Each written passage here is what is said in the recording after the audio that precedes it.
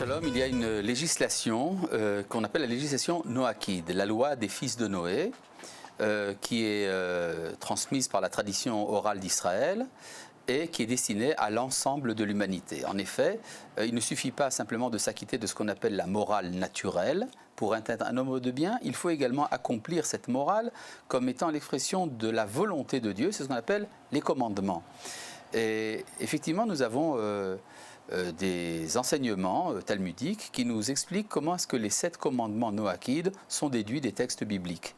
Mais même avant de trouver ces déductions, parce qu'ils ont l'air parfois un peu tirés par les cheveux, si on ne connaît pas bien la casuistique talmudique, il est important de rappeler que les 7 commandements sont mentionnés expressément dans la Bible. Par exemple, l'interdiction de l'idolâtrie pour les nations, eh bien cela est écrit en toutes lettres dans le livre des rois, lors de l'entretien entre le prophète Élisée et le général syrien araméen Naaman, qui demande au prophète est-ce qu'il a le droit de se prosterner aux idoles dans sa ville de Damas quand il est avec le roi.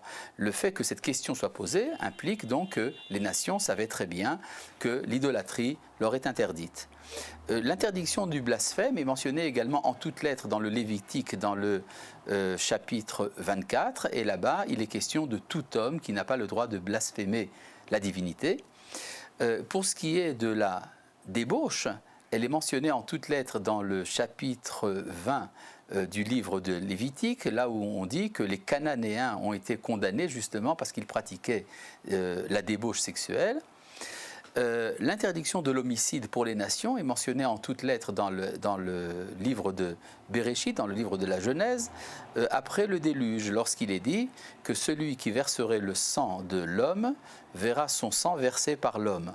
Et cela est dit avant même que le peuple d'Israël n'existe, donc ça concerne l'ensemble de l'humanité. Il est également mentionné juste après le déluge l'interdiction de manger de la chair vivante. Pour ce qui est du devoir d'avoir des tribunaux, cela est dit expressément dans le chapitre 18 de la Genèse, quand Dieu dit qu'Abraham a été élu pour enseigner à tous ceux qui sont dans son entourage, enseigner la charité et la justice. L'établissement de la justice d'un tribunal fait partie des devoirs de l'humanité.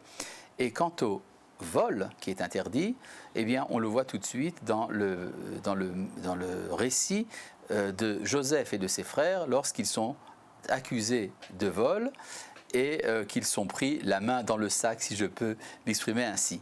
Donc on voit que les 7 commandements font partie des devoirs de l'humanité et que la tradition orale n'a fait que mettre les choses en forme et en détail.